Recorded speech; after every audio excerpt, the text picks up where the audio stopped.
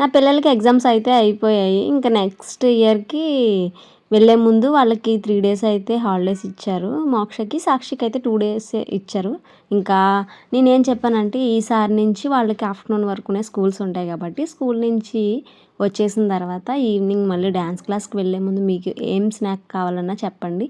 అది నేను రెడీ చేస్తాను ఈ హాలిడేస్ అన్ని రోజులు అని చెప్పాను.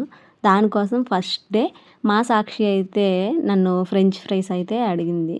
ఫస్ట్ చిన్న పాప కాబట్టి సాక్షికి అయితే ఆప్షన్ ఇచ్చాను.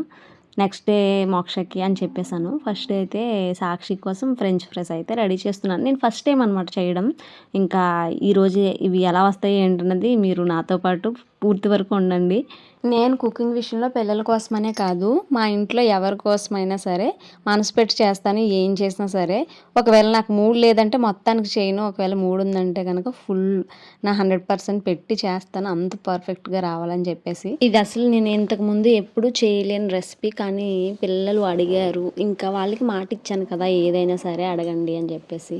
ఇంకా ఇవి కూడా మనం యూట్యూబ్లో చూసే చేస్తున్నాం కాబట్టి ఎలా వస్తుంది ఏంటనేది నాకు లాస్ట్ వరకు కూడా కొంచెం కంగారుగానే ఉంది. మంచిగా రావాలని చెప్పి ఒకవైపు ఉంది. ఈ రెసిపీ కోసం మనం ఫ్రెష్ ఆలూస్ తెచ్చేసుకొని అవి పీలింగ్ చేసిన తర్వాత వాష్ చేసేసి అప్పుడు నేను ఫ్రెంచ్ ఫ్రైస్ మనకి కటింగ్ ఎలా ఉంటుందో అలా అయితే కట్ చేస్తున్నాను. ఇదైతే కొంచెం నీట్గా కట్ చేసుకుంటే మనకి పూర్తిగా అయిన తర్వాత చూడడానికి తినడానికి కూడా చాలా బాగుంటాయి. నేనైతే ఇలా కట్ చేసుకున్నాను. కట్ చేసుకున్న తర్వాత నెక్స్ట్ స్టెప్ ఏంటంటే వాటర్లో కొంచెం సాల్ట్ వేసి అవి బాగా బుడగలు వచ్చే వరకు ఉంచాలి. అప్పుడు ఈ మనం కట్ చేసుకున్నాం కదా ఆలూని, అవి అయితే వేసేసుకోవాలి. వేసిన తర్వాత ఒక 40% బాయిలింగ్లోనే కుక్ అవ్వాలి ఆలు.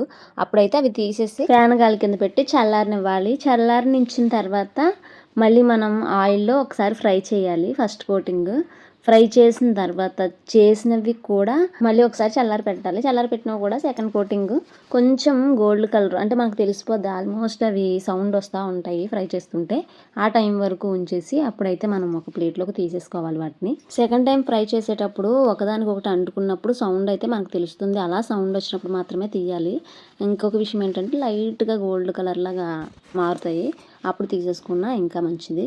ఇంకా మా పిల్లలు అయితే వచ్చేసారు క్లాస్ నుంచి. ఇంకా వాళ్ళు క్లాస్ నుంచి రాగానే మా మోక్ష అయితే తయారు చేస్తున్నానో లేదని టెన్షన్తో వచ్చింది లోపలికి. ఈ ప్రాసెస్లో నేను తెలుసుకుంది ఏంటంటే ఫస్ట్ రౌండ్ వేయించుకున్నప్పుడు ఎప్పుడైనా వేయించేసుకోవచ్చు. సెకండ్ రౌండ్ మాత్రం తినే ముందు వేయించుకుంటేనే క్రిస్పీగా చాలా టేస్టీగా అనిపిస్తాయి. నేను అలాగే చేశాను. చాలా పర్ఫెక్ట్గా వచ్చాయి. ఇంకా పిల్లలు అయితే చాలా హ్యాపీగా తింటున్నారు. వీడియో నచ్చితే లైక్ చేయండి. మొదటిసారి ట్రై చేసే వాళ్ళు అయితే మాత్రం నేను చెప్పిన ప్రాసెస్లో ట్రై చేస్తే పర్ఫెక్ట్గా వస్తాయి.